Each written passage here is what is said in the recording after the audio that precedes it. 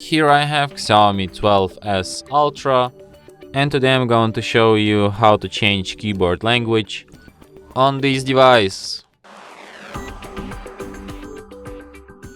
So to do this, firstly you have to open settings, then you have to go to the additional settings, then go to the languages and input, manage keyboards, go to the Gboard, languages, add keyboard.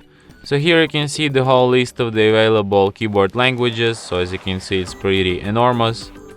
Let's pick, for example, maybe, I don't know, Greek. Where is Greek? Okay, so here we go. Done. And now let's try to write something down in Greek language. So to switch languages, you tap on this globe icon, and as you can see, now I have Greek layout here on my keyboard, and I can type just like an ancient Greek philosopher now. And that's it. Thanks for watching.